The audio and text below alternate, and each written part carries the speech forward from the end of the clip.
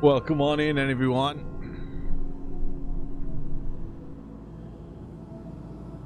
Alright, ladies and gentlemen, this is Blood of the Dawn Walker. This is a game created by some of the co-creators of The Witcher 3. This is the reveal event. It's a brand new game. Don't know anything about it, but we're going to find that out together. Are you ready, lads? Let's jump in.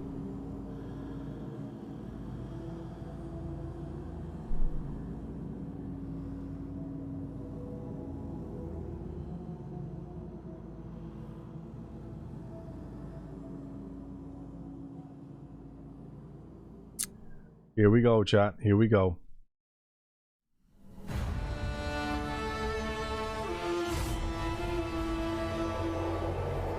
Oh, I like that graphic. Hi everyone and welcome to the first ever The Blood of Dawnwalker livestream, our game reveal event. It's a bit glitchy. My name is Dominika, I'm the community and social lead here at Rebel Wolves, and I am joined today by my friend Matt, a content creator, streamer, and a long-time RPG fan, also known as Lionheart. Thank you so much, Dominika. It is an absolute pleasure to be here live in the Rebel Wolves studio. The game's actually Matthew being made Lionheart here, right? Hallam. Yes, we have 120 super talented people working on the game, and many of them are actually watching us right now live from our company watch party. So huge shout out to you guys. Hey, you can't blame them for being excited. I mean, this is a massive, massive night for the Rebel Wolves team. And for it to come under a full wolf moon, I mean, it's the perfect time for this reveal. Yes, and we're so excited to see all of you guys and gals joining us on Twitch. We know time zones are tricky, so a special thank you to those of you who had to get up early on Twitch, or those staying up late just to be here. We really appreciate that. Yes, and a very warm welcome as well to all of the streamers who've decided to co-stream this event live to their own communities. Oh, I can't wait to see all of your reactions later on. Oh, let's have a look. Definitely. Now, many of you have been asking us about what's been going on behind our doors. And we have great news. The wait is finally over, and we are ready to unveil what we have been cooking up for the past 2 years. Yes, that's right. There are so many exciting announcements to come through the rest of this event, so I really hope you're comfortable. Now, Dominika, I think we should probably start at the very beginning. What is the Blood of Dawnwalker? The Blood of Dawnwalker is the first chapter of a brand new role-playing saga. It's a dark fantasy, narrative-driven, epic adventure set in medieval Europe with a supernatural twist.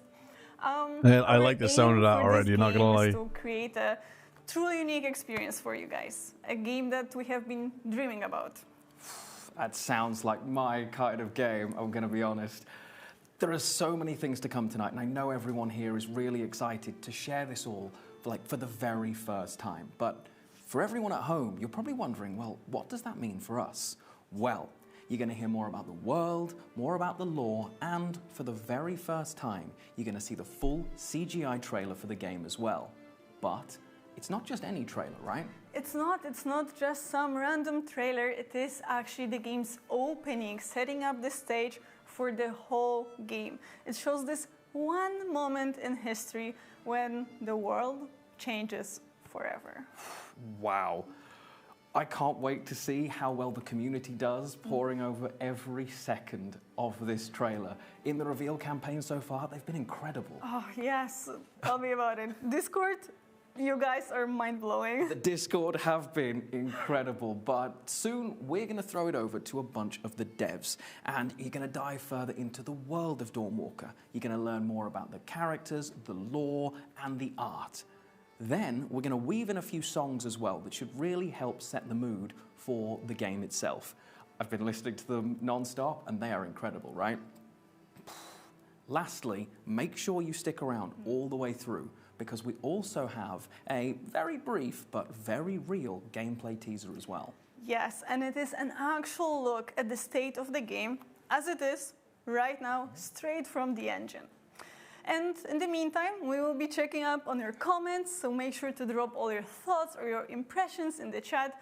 My teammates, MJ and Mati, are already there with you, and we'll respond whenever we can. And this is it for now. Yes, that's it for now. Let's get into the mood with some music and let's hear from our game director, Konrad Tomaszkiewicz, and our narrative director, Jakub Szamałek, who will tell you about how it all began. What's That's their right, names? friends. The Jesus. time has finally come. Sit back, relax, and get ready to experience the world created by Rebel Wolves. All right, I'm interested. Let's see.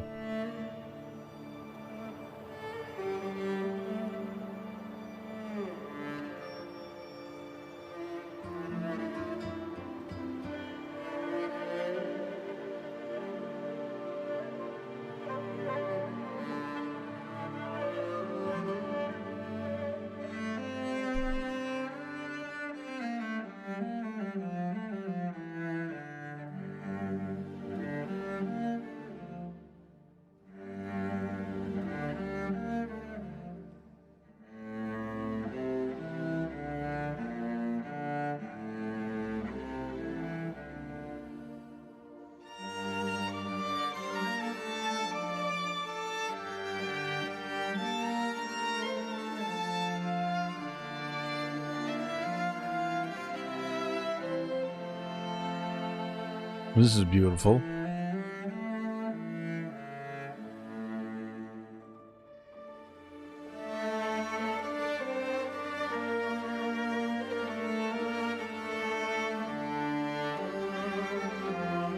Mikolai Stronsky.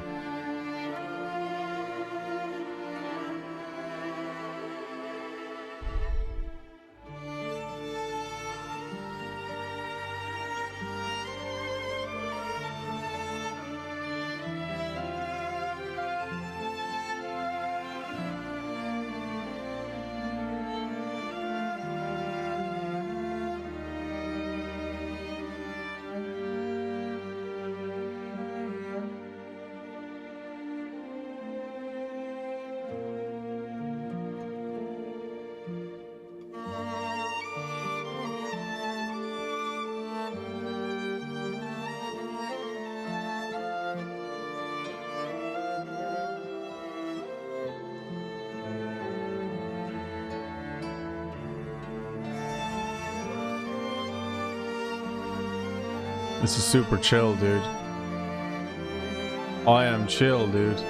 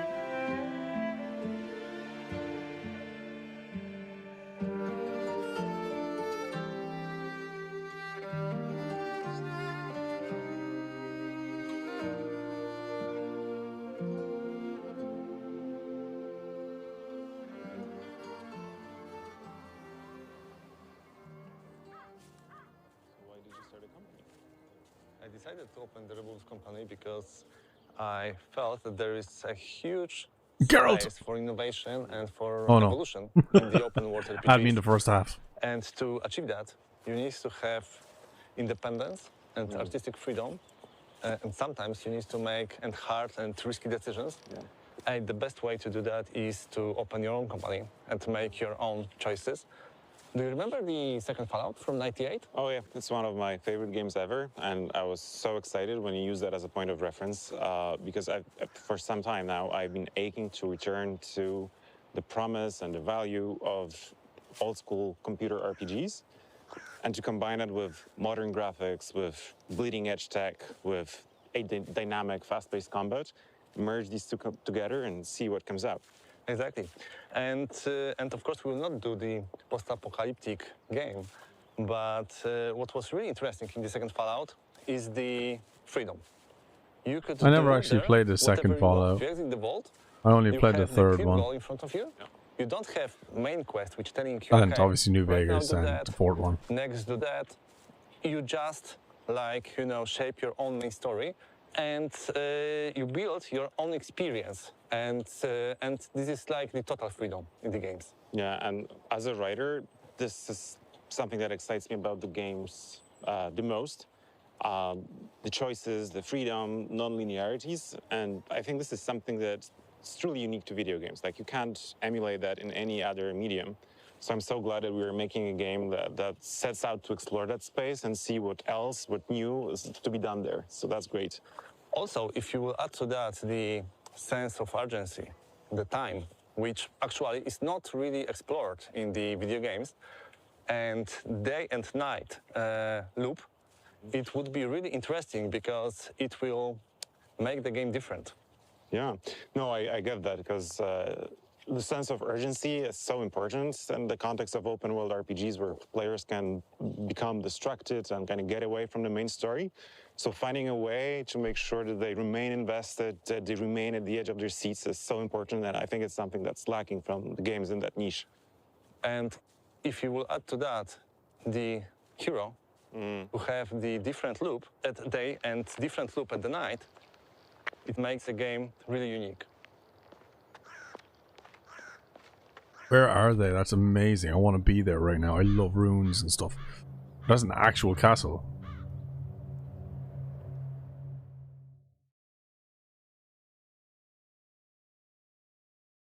Bandai Namco. By Rebel Wolves. From the director of The Witcher 3 Wild Hunt. Oh, 1347 AD, somewhere in the... Oh, here we go.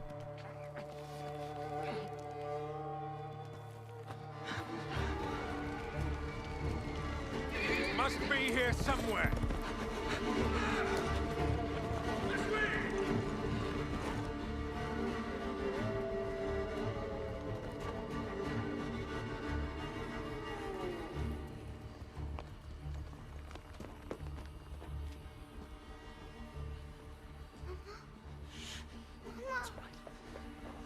It's all right. Oh no. Lunka! Don't hurt her! Oh no, the poor You thing. gave us quite the chase, young. Please, sir. She's just a child! Ah, Roderick, remind me, did I make an exception for children? No, sire. No. That would have been foolish, would it not? They spread the plague just as well as adults. And there's only one way to stamp out this sick... Oh no, no, no. They're not gonna... Jesus. Not just a runner, but a fighter, too. Had we met under a different moon, things might have ended there. Oh! What the...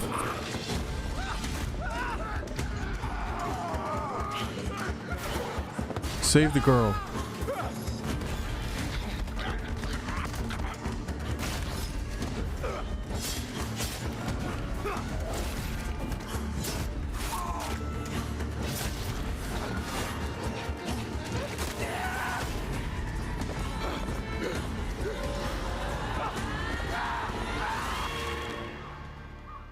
What the frick were those things? Lunka!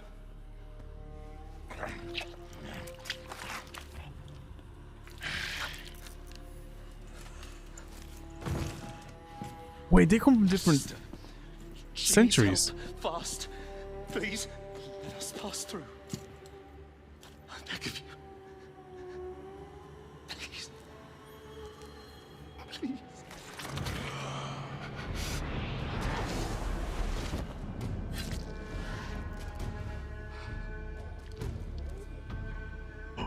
Oh no.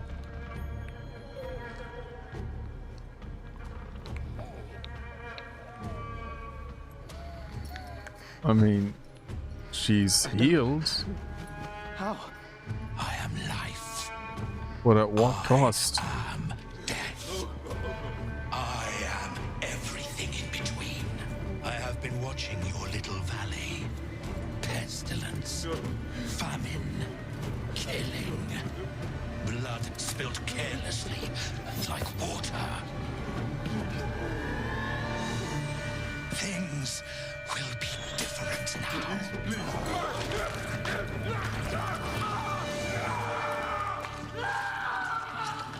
For all of you.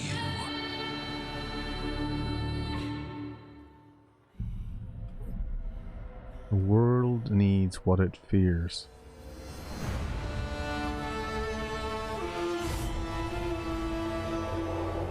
The blood of the Dawnwalker. So the game takes place 2 years after the events shown in the intro. And I this need to is see just the gameplay, though. beginning of I a need to see gameplay. greater saga I we have are to. planning. So we get to Come meet on. the character at the beginning of his adventure, which I think is really cool.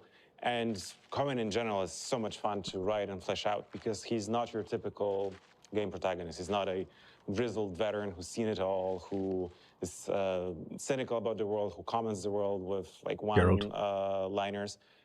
He's a young guy who, at heart, is emotional. He can get vulnerable. He's honest about how he feels. What I love in Cohen is that he'll be never a superhero. He'll Cohen. be never overpowered.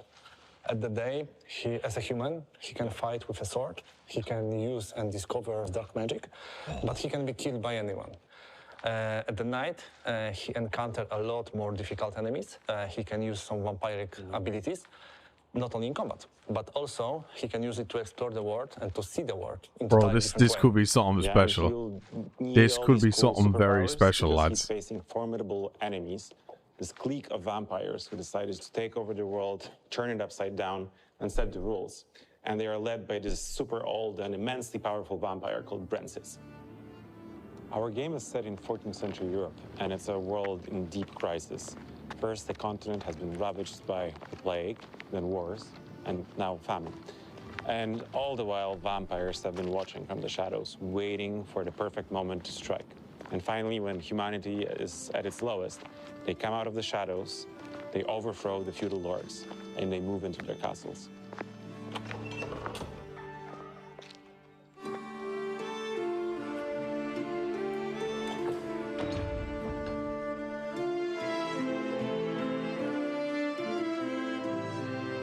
Vampires ruling the world is not necessarily the bad thing.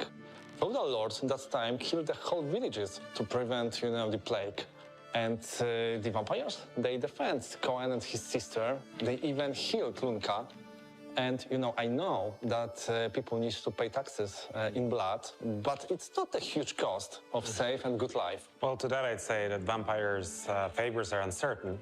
And sure, they protect the people of the valley where the game takes place, but they see them as cattle, so they protect them to then lead them and ultimately kill them. And the blood tax you mentioned, it's taken from everyone, the frail, the weak, the old. Each week they have to convene at the church for a blood mass. So for some people, that's deeply traumatizing or might even end up in them dying. So in the end, I'd say the balance is more or less equal. And that's something that I actually really like about our setting, this world, that nothing is simple. Nothing is just black or just white. And you have to decide for yourself, like, what do I think is the right choice? What is the path I want to I take? love how they're and what is explaining the path I game want to avoid? like a conversation. It's very cool. And ultimately, Cohen's family ends up in the dungeons of the vampire lord. Cohen, I like that name, And Cohen. even as Cohen is trying to free them, he will meet people who still support the regime. It's even more challenging for players because Cohen has only 30 days and 30 nights to save his family. In most games, sandbox means gameplay freedom. In our, it means narrative freedom. We don't think about the quest like the main quest or the side quest. We just have quests. Players will craft their experience through the game by themselves, and nobody will have the same. And we call it narrative sandbox. Yeah, and that's something that really excites me because that means that no two playthroughs will be identical. That each player will have a unique experience. And that's the true magic of video games, and that's why I love making them. Hell yeah.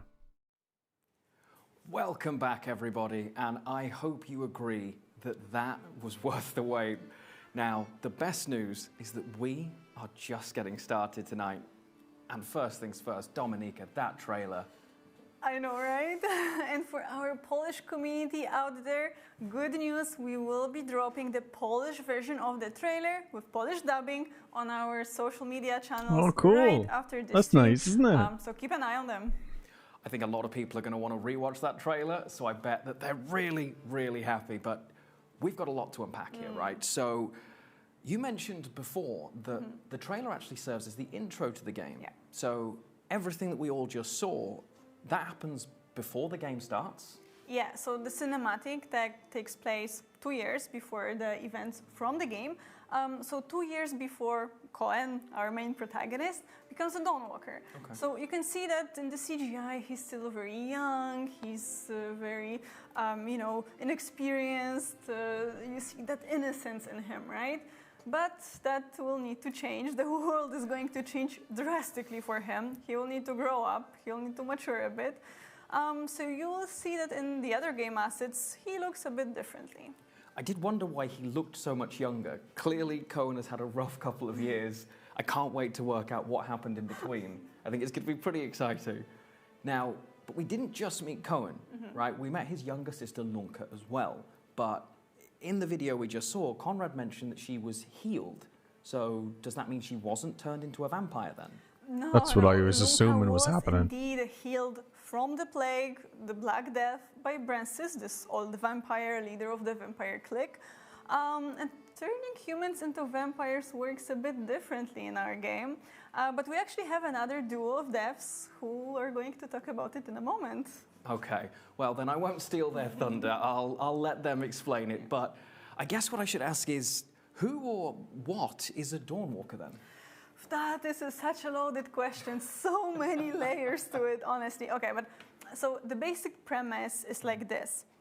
Dawnwalkers look like humans during the day, but they turn into vampires after dusk. But they're not actually humans, and they're not actually vampires. They are something in between. Okay, very mysterious. I Whoa. love it. Now, Dawnwalker It's kind of a itself, cool concept, it's isn't a it? brand new IP, right? Yeah, it is. It is completely original, and I think this is what actually makes this project really special for us, because it's a handcrafted universe, of course, rooted in real history, inspired by some myths and legends, but essentially built by our team from the ground up. From a gamer perspective, again, knowing that you guys have full control, that you've got a vision for how this is going to be, and that you can actually implement that, it's just so exciting. Like, It's so exciting for us as well. yeah, you I know? can imagine. Yeah. Now, I could talk about this all day, but we should move on and talk about the art of Dawnwalker, the world and its inhabitants, which includes vampires. Yes, and we will meet with our art director, Bartłomiej Gaweł, and our environment artist, Adam Payet. And we're also going to hear more about the characters and narrative design as well, right? Yes, and for that we will meet with our writer, Ariana Sierkiewicz, and our creative director, Mateusz Tomaszkiewicz. Take it away, guys. Not a thing. Nope. Nothing. Man, look at this place. That would be perfect for the writing team. Not just for them. I love storytelling myself. Since I can remember, telling stories through images is what I love to do. Yeah. So when I received the first script for the Dawnwalker, I fell in love with it right away. I think for me, what got me was the concept art when I first saw those Carpathian villages hugging the mountain slopes, the valleys, forests, and then also the muddy streets What do you of think, Sparta chat? and the long Release shadow date. of the cathedral. It What do all you think? felt very authentic, muddy, Think we're gonna and get one? also very familiar, homely, and, well, Eastern European. Not just Eastern Europe. No, yeah. It's a mix of predominantly Romanian Sounds like it's motifs still of in very early broader development. influences of Balkan cultures. It gave us a freedom of creation. It's a vast range of Late inspiration 26. from Polish log houses to I'm thinking the Ukrainian same. or Balkan clothing to Romanian defensive churches. That variety in that broad spectrum was also interesting to get because I never thought as an environment artist I would have to learn in Romanian how to Google specific museums just to get the references. On the other hand, we also set Carpathian a villages are boundary for West ourselves, Poland. and Oh, that wow. boundary is a time period of inspiration ranging from the 13th to 15th century, and this is meant to ensure the visual consistency of the world.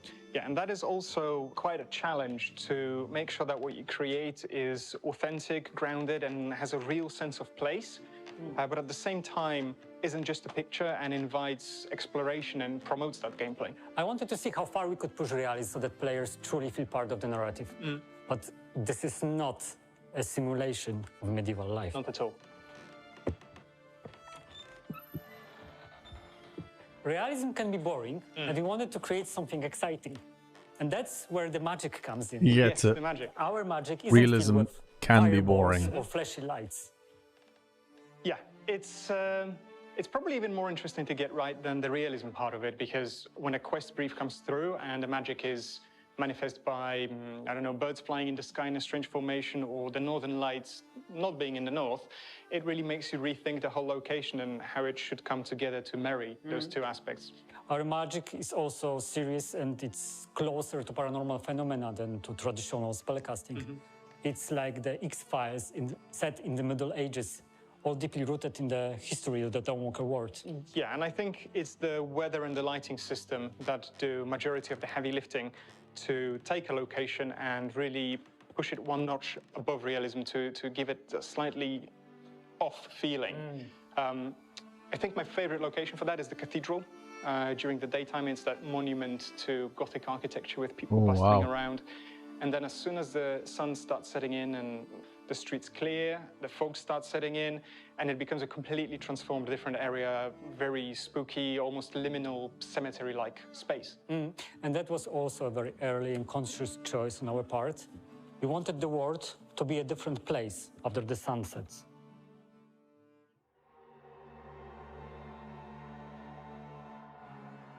Right, so hold on. Environment art is something I understand, right? I do it every day, I understand the creative process behind it, but I've never touched anything to do with character art, which is your speciality. So would you mind walking me through what was your creative process in coming up with that whole thing? Sure. So we approached the work on vampires very seriously. It's a whole new universe. What's even better is that it's a mix of familiar elements with a fresh twist. We all know that vampires are well defined in pop culture and have been around for a long time, so we wanted to create something fresh. So what primarily sets them apart is their teeth. Our vampire teeth keep growing throughout their lives. The older the vampire, the more teeth they have. So instead of two sharp teeth, they have a series of needle-like fangs, densely growing from their jaws. So the character often we emerging saw from in the different parts of trailer their skull as they age. The teeth keep growing is because a veteran. the vampire can use them to create another vampire. And the mechanism is very simple. The vampire pulls out his fang and drives it into the heart of its victim. Lovely. So what's interesting is that our vampire's teeth aren't visible at first. They can extend as the mouth opens, and it looks really creepy. Yeah, I still remember the first time that the animations came through from the character art team, showing the mouth opening and the teeth growing, and it was absolutely disgusting. I loved every bit of it.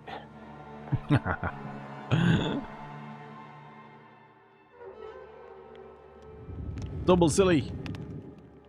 Welcome on in. Thanks for the raid. The silver poisoning he got when he was working in the mines is both a blessing and a curse. Because on one hand, it weakens him. On the other hand, it protects him from becoming a vampire fully. So, you know, he gets to traverse both worlds, both the world of humanity and the world of the creatures of the night. Yeah, well, he was kind of used to dealing with the vampires since it's been like a couple years since Francis took over. Now he has to find a way to deal with things like undead lurking in ancient tombs that should have remained closed.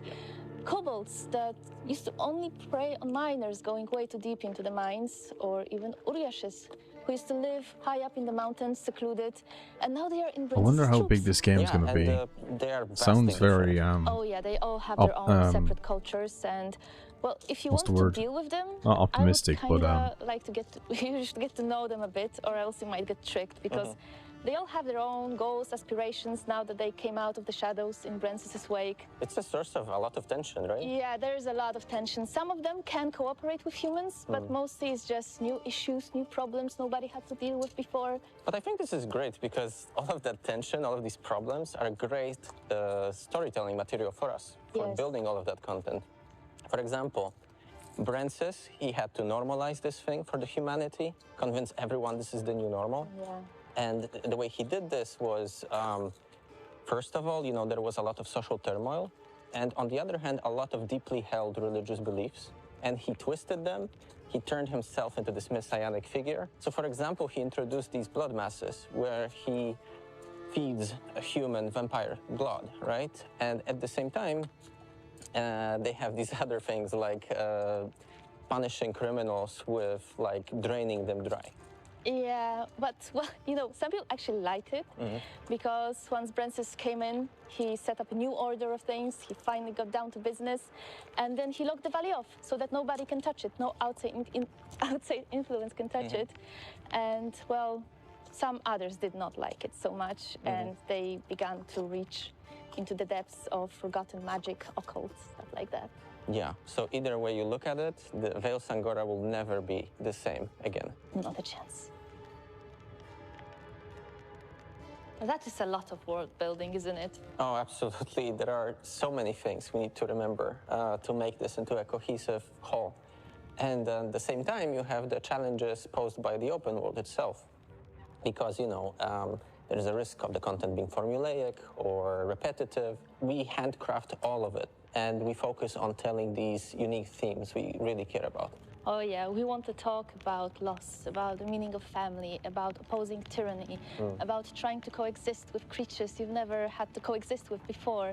Well, but that would be difficult to do with just Coin and Brancis, right? Impossible, actually. We had to create a whole host of characters, and we really wanted to avoid having cardboard cutouts, like without motivations, without backgrounds, goals, and ambitions. But, when you meet those characters, your goals and ambitions may overlap, and you befriend them, or it might be the opposite, and you go on a warpath with them. But, given the goal that you have ahead of you, it might be good to have some friends to go along with. Well, but you could go on your own, right? If you wanted. Well, yeah, you could just grab a sword and go storm the castle. Yeah. But, it might be wise to, for instance, find the rebel cell and try to dismantle Brancis' rule with them. Or, I don't know, listen to what an agent from outside of Veil Sangora has to say. Which is exactly why I love how we structured the game, because we offer a lot of choice in which characters do you want to interact with, which you might want to skip altogether. And also on top of that, you have this layer of non-linearities where you can decide their fates, but also the fate of Cohen and his family. Yeah, and I really like that because it gives us so much replayability. You can always choose a different path. There's something else waiting there for you. Yeah, exactly. And also, on top of that, you get to find all these secrets of Veil Sangora and fill all the blanks and, explore the world. And yet another path might be lurking within that. Handcrafted content is all good and well, but on top of that, we also have a number of really cool gameplay systems that further feed into the narrative. Yeah, and speaking of feeding, my favorite one is the blood hunger. It lets me play a real vampire. I don't just have to drink blood to use my cool abilities in combat, but if I talk to someone without feeding first, I might just lose control and I might eat them. And it's not going to be just any random peasant that I won't care about. I can eat my best friend, and I will break my heart, and I will break my quest. Yeah, so you better keep him well fed. Oh, shit. Yeah, definitely. Do you have a face? Yeah, I really enjoy the ones So that are you revolved are around literally free to Brancis, make whatever choices you because, want in this it makes game. him this active antagonist. This means And that he if you basically make the reacts wrong to what Cohen decisions, is you can actually doing. ruin quest lines. He will pass these edicts that will That's hinder crazy. your path. So, for example, he might set up military checkpoints that will be on your way. It changes the world, right? Yeah, exactly. And also, it's not just him running the show. It's also his 3 powerful vampire allies. Yeah, when I saw them in CGI, that was such a hype moment. Finally animated, voiced, and just loved it. Yeah, and on top of being cool characters, they also have their own spheres of influence, and you get to dismantle their organization step by step, making it simpler for you to confront Brancis and free your family.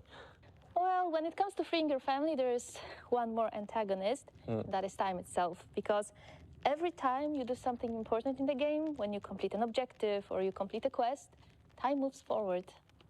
Yeah, but what I really like about this also is it's not like real time. You actually get to control how much of this resource you want to spend, right? Yeah, you have to manage it wisely, but if you just want to enjoy the view or just take a stroll, you can without stress. But once you get down to business, you have to do it smart. Yeah, so I think So when all you're of these making the things combined, progress, handmade quests and the gameplay systems create for this really fun, unique experience. Yeah, and you know what? I cannot wait to see what shenanigans players will get up to playing with those systems. I will be there watching it. Same.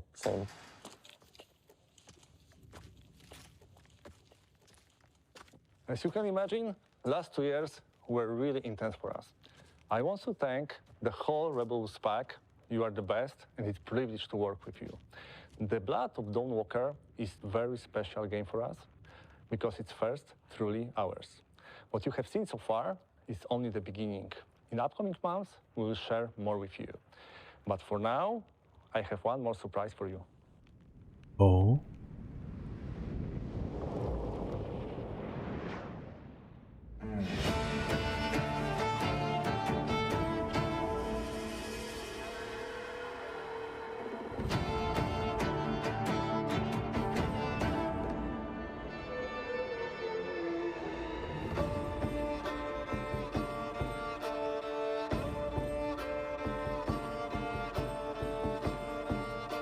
Burn Switch 2. Damn it!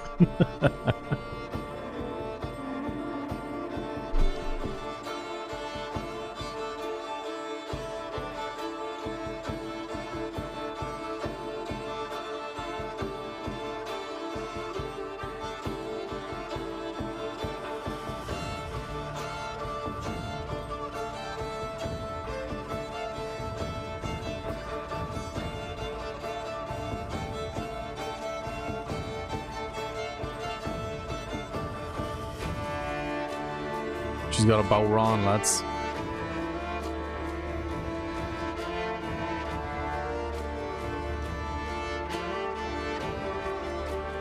It's not a Balron, but similar.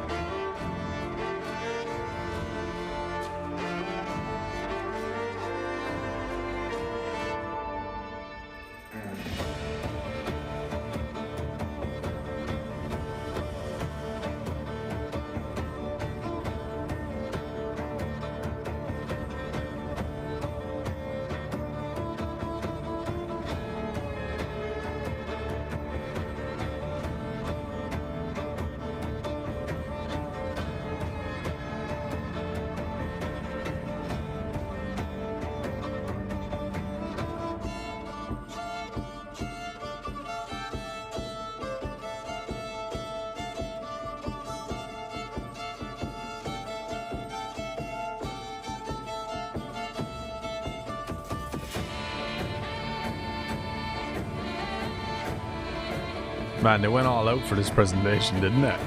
Like, the production value is crazy.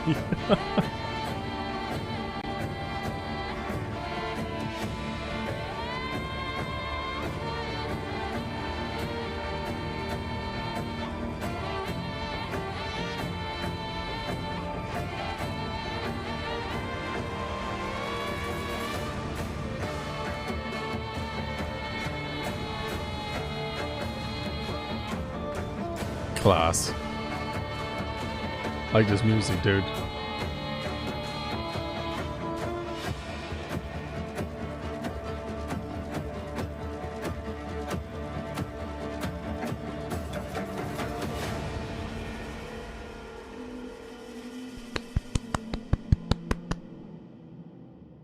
Awesome. Oh. The world needs what it fears. Oh! Oh!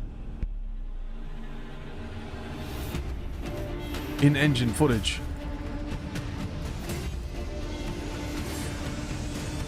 Oh! That's all you're gonna show us. Oh shit. Oh, bitrate. Bitrate.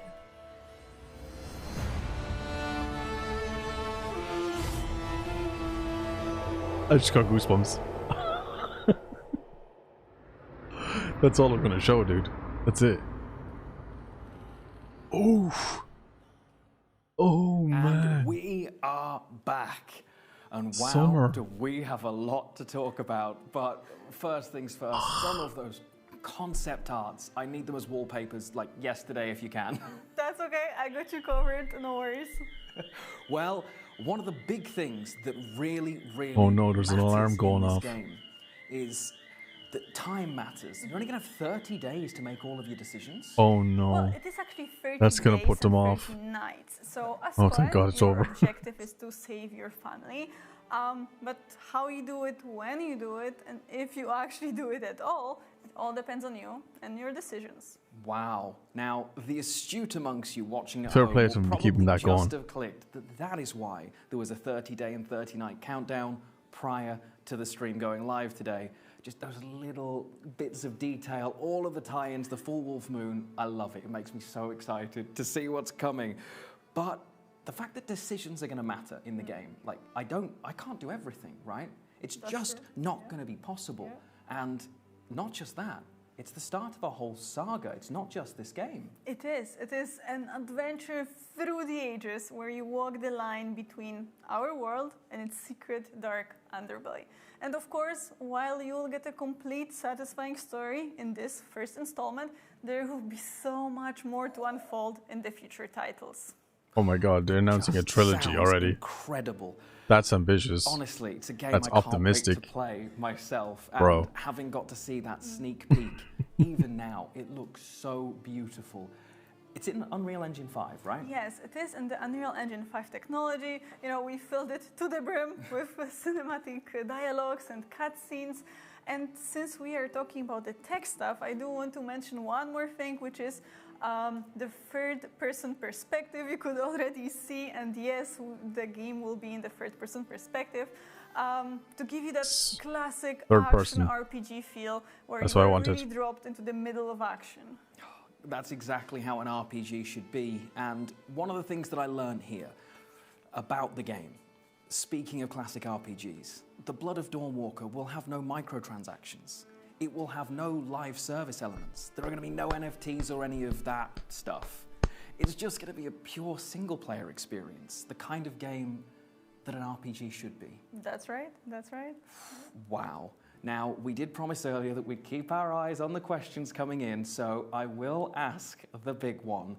Dominica, do we have a release date? Yes. Oh, I knew that would happen at some point. Here we go. Okay. Here we go. Well, about the release date, we are not quite ready to announce it just yet, but don't worry, once we are confident about this, we will let you know. And we will definitely let all of you guys know as well. But in the meantime, join our official social media channels. We will be posting a lot in the upcoming months and giving you even more insight into the universe of Dawnwalker. Yes, and if you just can't wait for more Dawnwalker content, check out the upcoming issue of PC Gamer as well. It's just a few weeks away and you're going to hear more about the world and the lore of Dawnwalker in there, so make sure that you don't miss it. But with that, we have reached the end of everything we are here to share with you tonight. It has been an absolute privilege to be a part of this. Oh, thank you so much, Lionheart.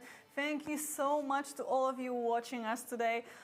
We're so happy that we could finally share all these cool things we have been working on with you. And we will meet again this summer to talk more about the Blood of Dawnwalker, this time focusing on the gameplay features and unveiling how it actually plays. Until then, Thank you so much for joining us tonight, everyone. Stay safe, and we will see you soon. bye. Bye.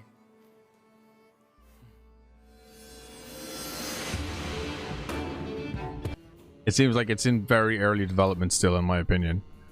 I can understand that they're excited to reveal it and talk more about it and share it with the world, but I think I would have preferred if there was a gameplay trailer ready, to be quite honest. But overall, I think the concept is very interesting, and I think the game itself is super ambitious. It seems like they have a lot of the background work done in terms of scripting and world building and design, but the overall product itself is a very long ways away. And I don't think we're going to see that for quite some time. The way they're talking about it, like I don't even expect a release until like 2027. Because the fact that they're only going to have a gameplay reveal trailer in summer 2025, I really doubt we're going to see it even in 2026.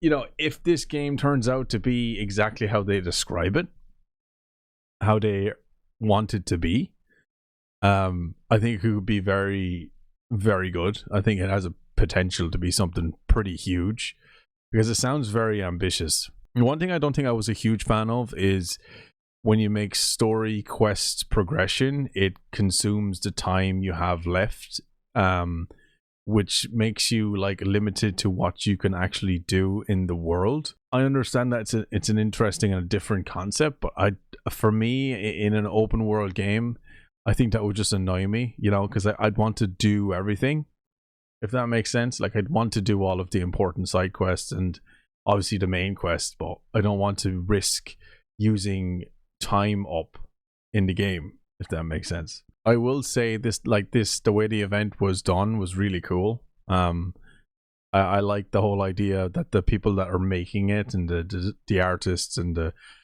world builders and all that, they're all talking to each other like in conversations, explaining the game. I thought it was pretty cool. Production value was quite good too. They obviously want to get the word out there, and I respect that. And they've reached out to streamers, me included, to live react to this on Twitch. So they really want the word to get out there, and they want people to see what their idea is. Because right now that is what it is. It's an idea, and they have some stuff done, but there's not enough to show yet. So we won't see anything until summer. But like, I mean, the fact that the co-creators of The Witcher 3 are working on this, you know, like these guys have experience on one of the greatest games ever made. I mean, if they can put even a fraction of that into this game, we could be onto something special here. It's just sad in 6 months a lot of people would have forgotten about it. Well, not necessarily. Like, as long as they have stuff to show before the gameplay reveal. I'm sure there's probably going to be another CGI trailer eventually down the road.